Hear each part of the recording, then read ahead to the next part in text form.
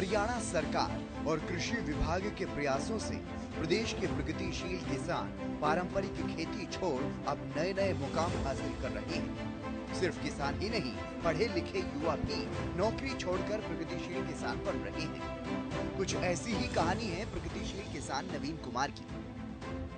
नवीन कुमार यमुनानगर जिले के गांव टोपरा खुर्द के रहने वाले हैं। बीटेक करने के बाद गुरुग्राम में नौकरी करने लगे, लेकिन कुछ दिन बाद ही नौकरी में भविष्य नहीं दिखा। फिर विभागीय मदद से आधुनिक तरीके से मशरूम की खेती करना शुरू कर दिया।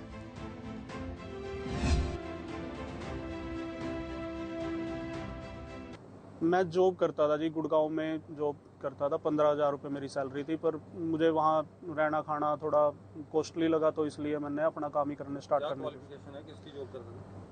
मेरी क्वालिफिकेशन है जी बीटेक है। मैंने मैकेनिकल से बैचलर टेक बीटेक करी हुई है।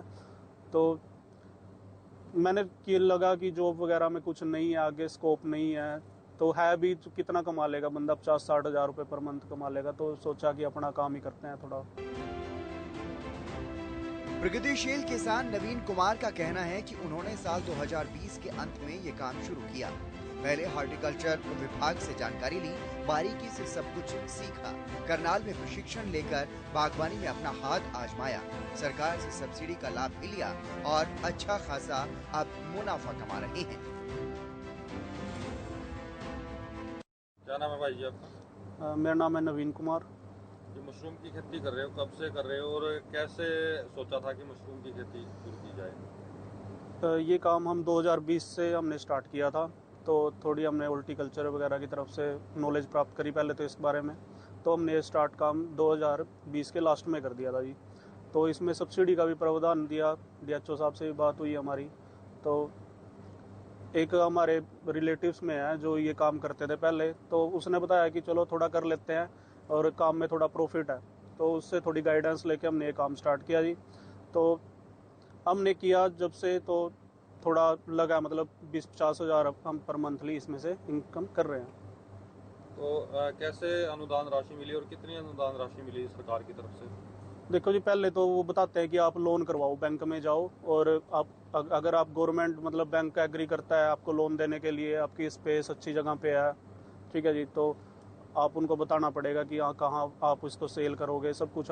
तो बैंक एग्री होता है तो वो लोन देते हैं आपको। उसके बाद जो हॉर्टिकल्चर की तरफ से सब्सिडी प्रदान की जाती है, तो वो उसकी एप्लीकेशन लगाते हैं। तो ये पंचकुला फाइल भेजते हैं जी हमारी, तो उसके थ्रू हमें 40% सब्सिडी मिलती है। अगर हमारा लोन बैंक 20 लाख करने के लिए रेडी हुआ है तो हमें उसकी 40% हमें सब्सिडी दी जाती है। मशरूम की खेती के बारे में जब आपको पता लगा कि प्लांट लगाना है, हाँ तो जी। सीखा कैसे, बारीकी कैसे सीखी, कैसे इसमें बचत की जाए, कैसे हमारी देखो ये ट्रेनिंग हुई थी इस बारे में, करनाल हमने इसकी ट्रेनिंग करी थी, मैंने और मेरे ब्रदर ने। तो उन्होंने हमें बताया कि आप किस किस तरीके से इसकी खेती कर सकते हैं, क्या इससे प्रॉफिट है, कैसे हमें बीमारियों से बचना पड़ेगा, मतलब सारे तरीके से हमने इसके बारे में पहले बारीकियों से सीख के ही हमने इस काम को स्टार्ट किया था। जो 2 यूनिट आपने लगाई है, इसमें कितनी पॉलीथीन तैयार की हुई है पूरे इसमें? देखो जी, हमारे पास 2 रूम है, वो रूम है 2500 से 3000 बैग के। तो हम इसमें अभी तक हमें फिल किए हुए हैं 2400 बैग पर रूम में है। 2 रूम हमारे पास हैं। एक रूम हमारा 3 फ्लैश दे चुका है, चौथी फ्लैश हमारी चल रही है एक में, और एक रूम में हमारे प्रोडक्शन शुरू होने वाली है 10 मिनट बाद। तो क्या आगे भी और बढ़ाने का इरादा है कुछ?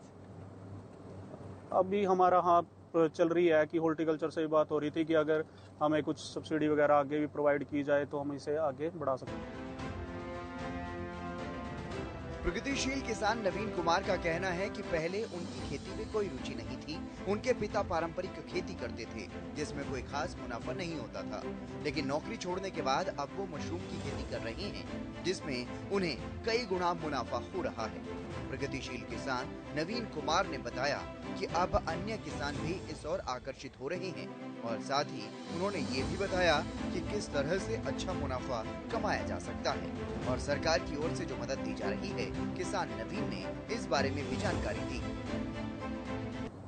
नहीं, पहले जो खेती करते, देखो जी हमारे पापा ही करते थे, हम तो इस लाइन में मतलब नहीं थे खेती बाड़ी में।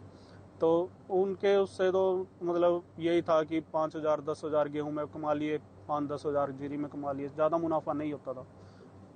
तो मशरूम में थोड़ा ये लगा है कि हाँ चलो 40-50 हज़ार रुपये पर मंथ बन रहे हैं तो प्रॉफिट है थोड़ा। तो मशरूम फार्म आपने लगाया हुआ है, और भी किसान जागरूक होते होंगे, आपसे देखने भी आते होंगे, सीखने भी आते होंगे? हाँ जी, जब से लगाया है देखो बहुत मतलब लोग लाग पास के कि हम भी करेंगे ये काम, कैसे स्टार्ट होता है, तो हम उसको नॉलेज देते हैं। देखो किसी को मिसगाइड नहीं करते कि आप करो कोई दिक्कत नहीं है, पर उनको हम क्या करते हैं कि पहले उसकी वो ड्रॉबैक्स जो हम डिसएडवांटेज है कुछ भी मतलब उसमें कमी है तो वो भी बताते हैं कि नहीं आपको इस चीज़ का सामना करना पड़ेगा अगर आप ये काम करते हो।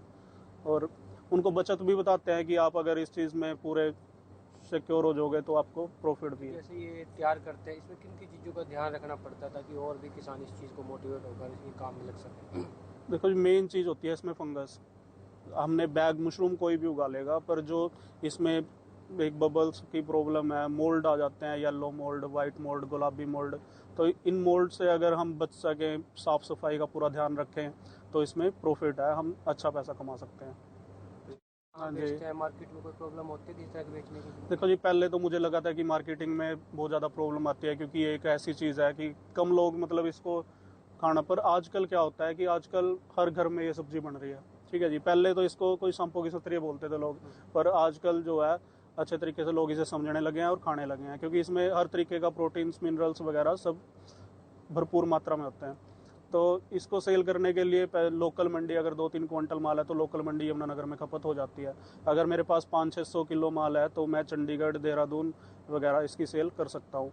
अगर मेरे पास टन आगे मैं रूम बढ़ाता हूँ और मेरे पास 2 टन 3 टन माल है तो दिल्ली एक ऐसी मार्केट है, आज़ाद मंडी है, आज़ाद नगर मंडी है, तो वहाँ पर मैं कितना भी माल सेल कर सकता हूँ, उसमें किसी प्रकार की कोई प्रॉब्लम नहीं है। रेट सही मिलेंगे? रेट वहाँ यहाँ से बेटर मिलेंगे। तो आपने एसी यूनिट लगाया हुआ है, बिल्कुल अलग खेती कर रहे हैं, यमुनानगर में और भी किसान कर रहे हैं। हाँ जी। तो इस पे कितनी अनुदान राशि मिली है हॉर्टिकल्चर की तरफ? देखो जी मैंने प्रोडक्शन यूनिट लगाया था जब, तो उन्होंने मेरे को 8 लाख रुपए सब्सिडी मिली थी मेरे को। तो अभी जो मैंने कंपोस्ट यूनिट लगाई है तो उसमें मेरे को 4 लाख रुपए जो इनिशियल सब्सिडी है वो मिल चुकी है, और जो फाइनल इंस्पेक्शन रहती है उसकी अगर वो क्लियर हो जाती है तो मुझे 4 लाख रुपए और मिलेंगे। टोटल खर्चा कितना आ गया? टोटल खर्चा कम से कम 60 या 70 लाख रुपए अब तक मेरा आ चुका है। कितना टेम्परेचर मेंटेन रखना पड़ता है?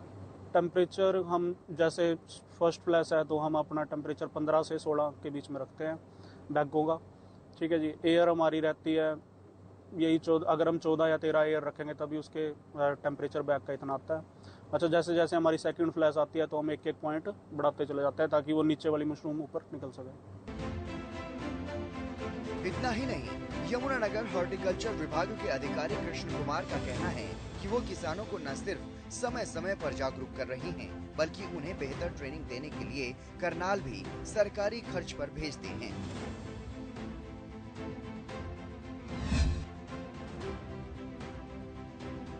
तो बेरोजगार जो युवक हैं जो पढ़े लिख के अपने घर बैठे हैं तो वो ये काम बड़े आसानी से और अच्छे ढंग से कर सकते हैं। इसके अलावा क्योंकि मशरूम एक टेक्निकल खेती है, इसके लिए विभाग जो है वो 5 दिन की ट्रेनिंग भी कराता है किसानों के लिए, जो कि हमारे यहाँ पे बिल्कुल मुफ्त वो ट्रेनिंग विभाग प्रोवाइड कराता है। ये ट्रेनिंग हमारा जो उद्यान प्रशिक्षण संस्थान उचानी करनाल में है, वहाँ पे 5 दिन की ट्रेनिंग, वहाँ पे रहना खाना, बल्कि जो किसान जो वहाँ पे जाते हैं और आते हैं उनको जो बस का किराया वो भी सरकार उनको मुहैया कराती है। इसके अलावा एक जो ट्रेनिंग सेंटर मशरूम के लिए है वो महाराणा प्रताप हॉर्टिकल्चर यूनिवर्सिटी का, जो कि मुरथल में स्थित है, और वहाँ पे भी जो ट्रेनिंग है 5 दिन की वो भी बिल्कुल मुफ्त दी जाती है किसानों को, और वहाँ भी किसानों को जो आने जाने का किराया है वो भी किसानों को बिल्कुल मुफ्त किया जाता है।